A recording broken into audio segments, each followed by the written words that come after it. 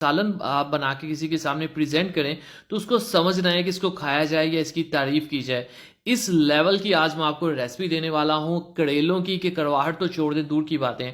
इतना जूसी एक एक चीज ऐसे कैरमलाइज्ड होगी, ऐसे वो शाइनी होगी, ऐसे कुक होगी कि आपका खाने से पहले दिल करेगा कि इसको देखते जाएं। चलें जी, बिस्मिल्लाहिर्रहमानिर्रहीम। मैं हूं जान अंसारी और आप देख रहे हैं जान अंसारी फूड सीक्रेट्स। सबसे पहली बात, करेले आपने बिल्कुल फ्रेश लेने हैं, और वो जो बड़े बड़े साइज के लंबे लंबे करेले होते हैं वो आपने नहीं लेने, ठीक है। इस टाइप के देसी वाले दरमियाने साइज के गोल गोल जो करेले हैं ये आपने लेने हैं। क्यों? क्योंकि इनका टेस्ट, इनकी खुशबू नेक्स्ट लेवल पे होती है। अच्छे से धो लेने के बाद हेड एंड टेल रिमूव कर लेंगे। उसके बाद कटिंग पे आपने ध्यान देना है। कटिंग आपने सेम इसी साइज की करनी है जिस साइज की मैं कर रहा हूं, ठीक है। ना बारीक के बिल्कुल हलवा बन जाए और ना इतना मोटा कि वो कच्चा रह जाए, इस तरह से कटिंग करनी है। अब जो रह गए बीज, जो मोटे मोटे बीज होते हैं ना, ये सीड्स होते हैं, ये आप इसके अंदर से रिमूव कर दें। बाकी जो पार्ट है वो आपको रिमूव करने की जरूरत नहीं है, ठीक है। ये देखिए मोटे मोटे बीज, ये कुक नहीं होते, ये पकते नहीं, ये गलते नहीं है, ये हम निकाल देंगे। कुछ लोग इसको टोटली अंदर से जो है वो खाली कर देते हैं, वैसा भी आप कर सकते हैं, लेकिन आप ऐसे ही बनाइएगा जैसे मैं आपसे कह रहा हूँ, ठीक है। अब आपने इस तरह से इसको कटिंग कर लेने के बाद ये हमारे पास आ गया। अब बात आ जाती है कि इसकी कड़वाहट कैसे दूर करनी है, ठीक है। तो एक एक्स्ट्रा लेयर मैं आपको बताऊंगा, ठीक है, नमक लगाने का सही तरीका क्या होता है जिससे इसकी कड़वाहट को दूर किया जाए। एक खूबसूरत सा बॉल लेंगे, उसमें हम इन करेलों को ऐड कर देंगे और इसके ऊपर आपने नमक लगाना है, पानी आपने नहीं लगाना, ठीक है। सिर्फ हम इसके ऊपर नमक लगाएंगे, 1 से 2 चम्मच काफ़ी होंगे। ये हाफ के जी मेरे पास जो है वो करेले हैं, ठीक है, हाफ के जी की ये रेसिपी है।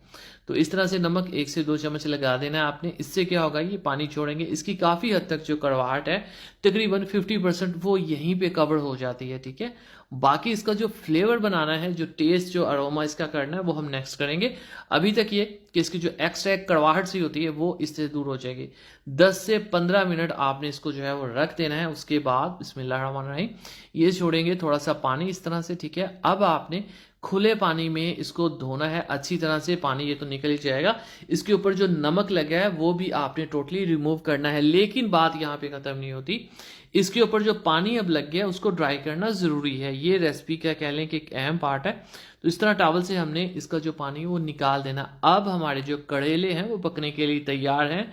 और अब हमने सबसे पहले क्या करना है, पानी इसका ड्राई करने के बाद खूबसूरत सा एक पैन लेना, उसमें ऑयल डाल देंगे, फ्लेम को मीडियम टू हाई कर देंगे और हाई फ्लेम के ऊपर आपने इन करेलों को यहाँ पे फ्राई करना है। अहम तरीन बात, यहाँ पे गलती हो जाती है लोगों से, यहाँ तो वो कच्चा छोड़ देते हैं इनको, ठीक है, सही से पक नहीं पाता और फिर इनकी जो कच्चेपन की स्मेल होती है जितना भी कुक कर ले मसाले में वो नहीं जाती। दूसरी गलती कि इतना ओवर कुक कर लिया जाता है कि ये घुल जाते हैं, हलवा बन जाता है, टेस्ट तो दूर की बात है वो दिखने में ही अच्छे नहीं लगते, ठीक है। सो आपने इनको कितना पकाना है मैं आपको बताता हूँ। मीडियम टू हाई फ्लेम पे इसको जब आप फ्राई करेंगी तो इसकी ये लुक आएगी, इसे कहते हैं गोल्डन कलर, ठीक है, यानी कि सुनहरा रंग। आपने ब्राउन नहीं करना, आपने इतना नहीं पका लेना कि ये इकट्ठे हो जाए, सारे जुड़ से जाएं, मतलब कि बिल्कुल बैठ जाएं, ठीक है। खूबसूरत सा सुनहरा कलर आए, आपने इनको यहां से निकाल लेना है। अब जाके होगी मेन रेसिपी शुरू। बिस्मिल्लाहिर्रहमानिर्रहीम। इसी ऑयल को यहाँ पे हम स्टेन कर लेंगे, इसमें काफ़ी ज़्यादा फ्लेवर है। और अब आपने जो इसके अंदर प्याज ऐड करना है, ठीक है। प्याज को आपने ध्यान से देखना है, ये तकरीबन 4 से 5 प्याज है। लेकिन जो अहम बात है वो ये कि इसको हमने मोटा मोटा कट करना है। अगर आपने इसको बारीक कट किया तो सीधी सी बात है मसाला बन जाएगा जैसे आम सब्जियों का होता है, हलवा बन जाएगा, और करेले की सब्जी ऐसे नहीं बनती, ठीक है। चलें जी, अब हम इन प्याज को यहाँ पे कैरामलाइज करेंगे, सॉफ्ट करेंगे, गोल्डन नहीं करना, ब्राउन नहीं करना, जलाना नहीं है, ठीक है। सो इसको हम मीडियम फ्लेम के ऊपर अच्छे से पकाएंगे। कब तक? जब तक ये ट्रांसपेरेंट नहीं हो जाते, थोड़े से नरम नहीं हो जाते। मैं आपको दिखाता हूँ, ठीक है। ये देखिए इस तरह जब हो जाए, थोड़े से बैठ जाए और ट्रांसपेरेंट से हो जाए, मतलब कि नरम हो जाए, तब इसमें उसी तरह मोटे मोटे चौरस से कटे हुए टमाटर आपने ऐड कर देने। 3 टमाटर यहाँ पे हमने ऐड किए हैं इसके अंदर, ठीक है। ये मसाले की क्वांटिटी इतनी रखनी है। अदरक लहसुन का पेस्ट नहीं जाना, ठीक है।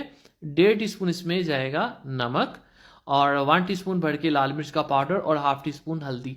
सिर्फ ये 3 मसाले हैं, कोई गरम मसाला, जीरा मसाला, फला मसाला कुछ भी नहीं ऐड करना आपने, और खड़े मसाले तो बिल्कुल भी नहीं।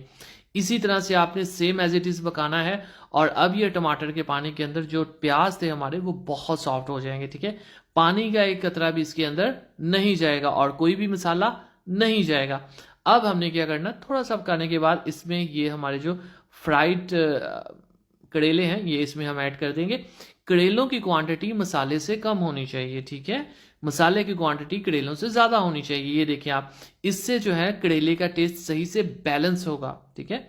अब हमने इसकी थोड़ी सी बुनाई कर देने के बाद इसको ढककर रख के आपने पकाना है। टमाटर मज़ीद कैरामलाइज होंगे, मज़ीद जूसी होंगे, मज़ीद पानी थोड़ा सा छोड़ेंगे, लेकिन ये घुलेंगे नहीं, ये इसमें मिक्स नहीं हो जाएंगे। 3 हरी मिर्चें मैंने कट लगा के 2 ऐड किए, ये इसके अंदर अलग नज़र आएंगे, लेकिन इसका मतलब ये नहीं है कि ये कच्चे होंगे। मैं आपको करीब से दिखाऊंगा और आप देखिएगा ये किस लेवल के कुक हो चुके हैं और किस लेवल की इसकी खुशबू आ रही होगी। चलें जी, बिस्मिल्लाहिर्रहमानिर्रहीम। तो माशाअल्लाह अल्हम्दुलिल्लाह, देखें जी मेरे अल्लाह की शान, उसकी रहमतें नेमतें और बढ़ते